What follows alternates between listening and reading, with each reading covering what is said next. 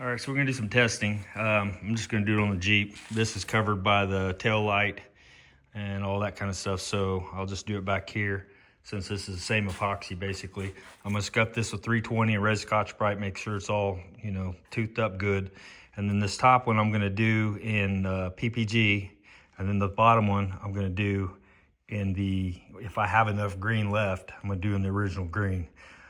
And let it sit up for about an hour or maybe two, and then come back and do the tape test.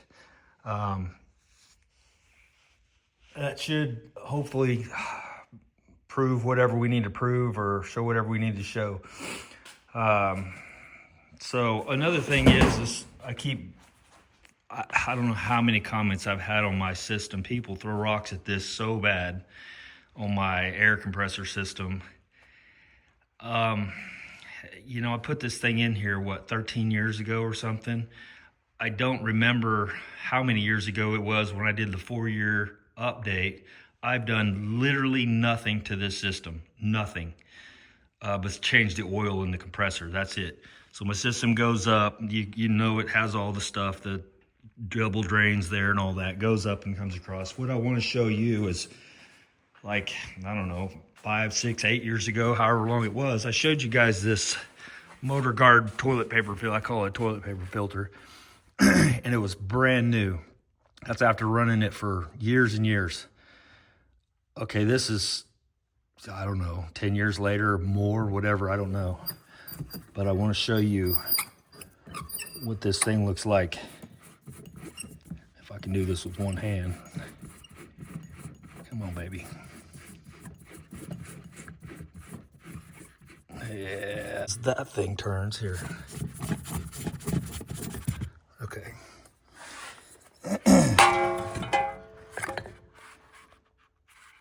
It's brand new still. There is no water, no oil, no nothing getting this far in this system. Nothing. And if it gets through here, it has to get through that. And it's not. There's literally no moisture. This is still brand new from 10 years ago or whatever it is. I mean, you could look up the videos and figure it out. But just wanted to show you that, so anybody who's going, oh, it's probably your water getting through your system, whatever. Okay, it's not. Another thing. Right now it's 18 degrees outside and 51% humidity. Inside here it's 67 degrees and 6% humidity. My heater just kicked on. This is a gas heater. It's natural gas.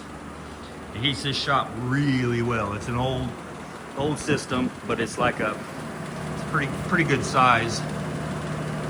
But you guys probably don't remember, I restored that too. Got it give to me and it was all rusted and all that. Of course, you know me and rust, so I stripped it down and repainted it and all that. So, and it works fantastic.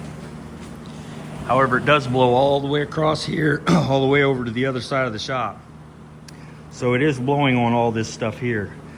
I thought, well, maybe it's making that cure too fast, but then I thought, you know, in a paint booth, you're having air rush across the parts and stuff, and I don't know, maybe the booth's not heated. You would think it'd have to be 75 and 80 degrees anyway, and that's, I mean, it's 67 degrees in here, but I guarantee you the metal here is probably a little warmer than that, because that's on the other side of the shop. It says 67 degrees, and that's on that outside wall too. So let's take a look. Yeah, 69 degrees. Of course, now this is blowing right on it, but 73 degrees. But I keep it like that in here pretty much 24/7 because I'm out here most days. 70 degrees. So this epoxy minimum is 65 degrees. You don't want it to drop below that while it's curing.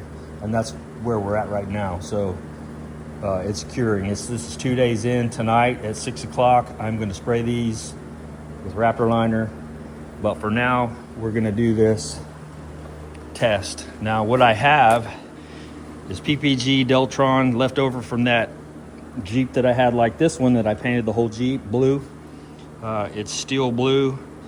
Already been, you know, it's been sitting in there for a while. but that paint doesn't go bad, so should be fine. And I'm gonna put it in my little mini gun and spray that area, and we'll see what happens. This right here is the reducer they sold me that I used, and it's not, obviously, it's not Valspar. So we're thinking that might be the issue. We're fixing to find out. This is the PG8 reduced, the slow reducer. I always use slow reducer. They say, and this is just what I understand, they say it lays down nicer, it doesn't shrink back as bad, all kinds of stuff with that. But I know the lady was irritated with me when I said slow, because she said it's cold outside, you need, like, I think medium or fast reducer or whatever. I'm like, no, I want slow. My shop is heated. She just rolled her eyes like I was an idiot. I'm like, okay, well, whatever, let me do me.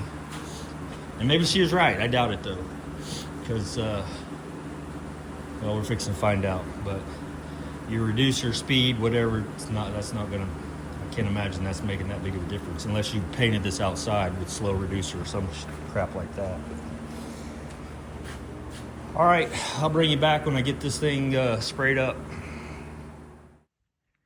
All right, here we go.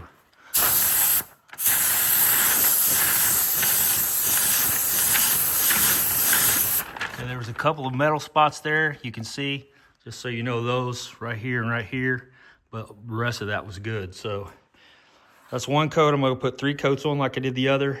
I'll let that flash for about 10-15 minutes and continue the coats. And then I'll pull that away and reload this with the green paint, shoot it down at the bottom between here and here. So, all right, we've got 3 coats of green or blue up there. I'm fixing to do the green down here.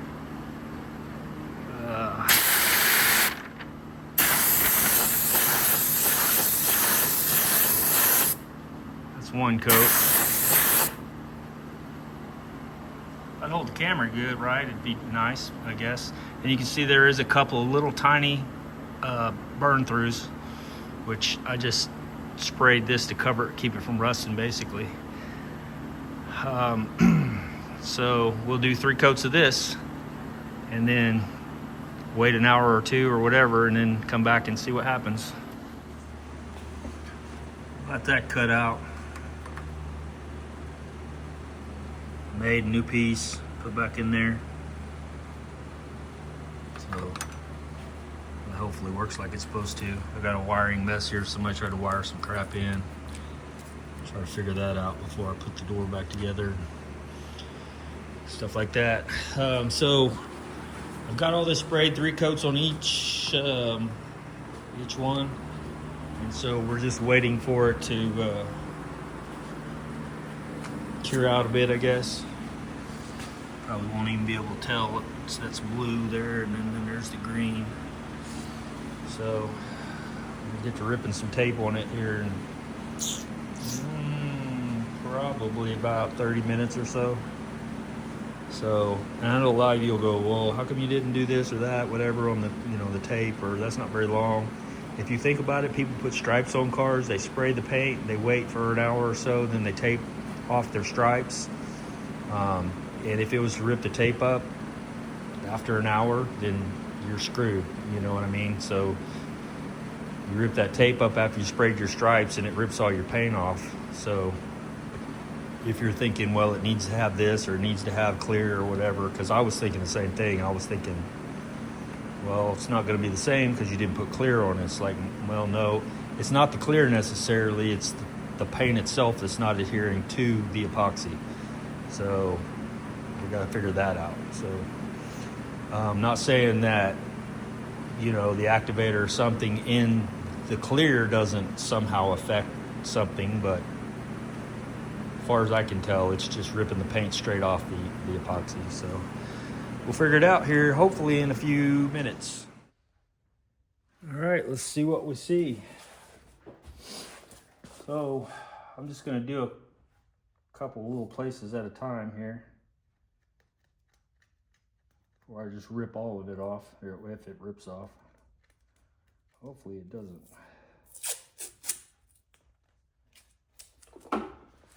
So this is the PPG.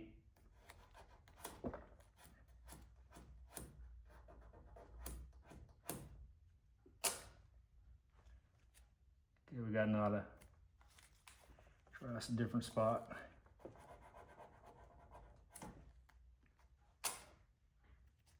We got nada. Not down here. Use another piece of tape. Fresh.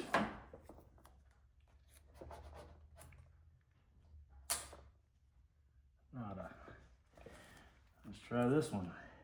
And I can see where there's light right there, so I'm gonna go under that so it's not bare metal.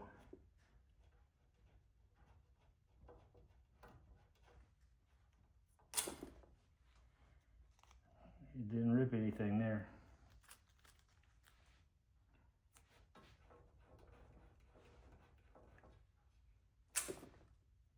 Nothing there.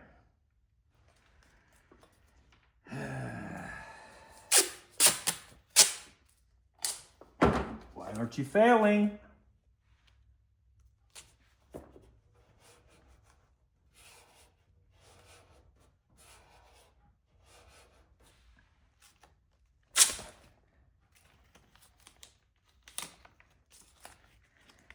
Alright, that right there is only because it was right next to it, I think, because it wasn't sanded up in here.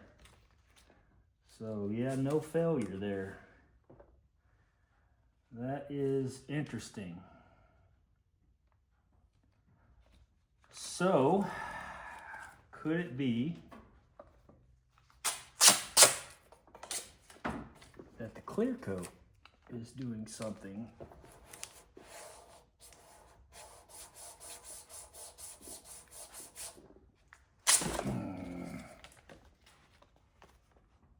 Yep, the only places it pulled off were the side where I didn't sand it.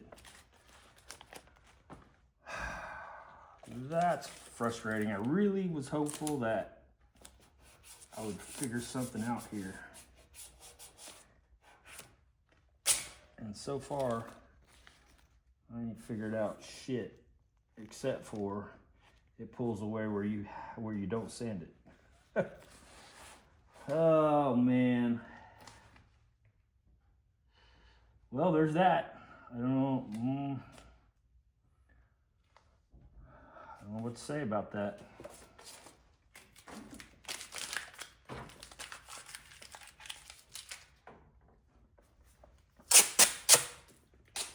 .320 Scotch Brighted.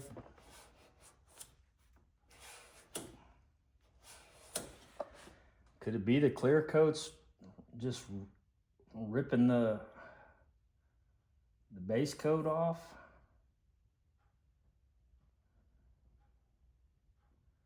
It's weird. Maybe I should let that sit on there for, I don't know, 30 minutes or so. And come back and rip it off.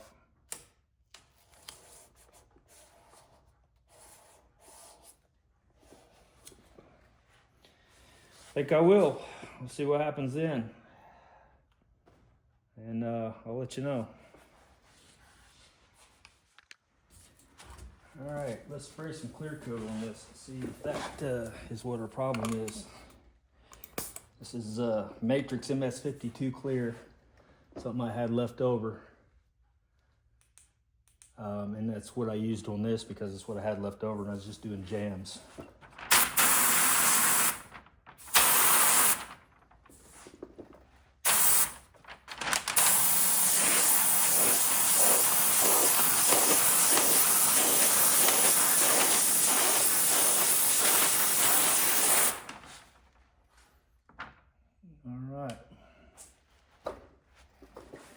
We'll do 2 coats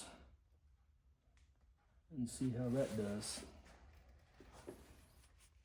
Got about 15 minutes for that to flash. And we'll try a second coat. So yeah, that turned out freaking nice. Or at least I feel like it did.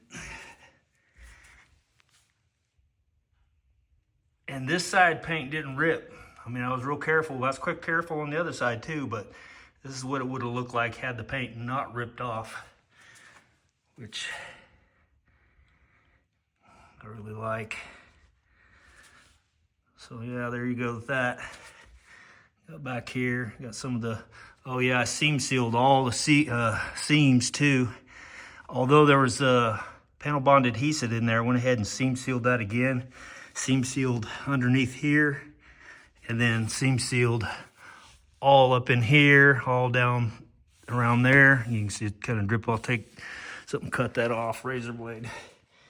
Anyway, earlier I did this in green and this in blue. Went ahead and top coated it with clear coat, and so we will see.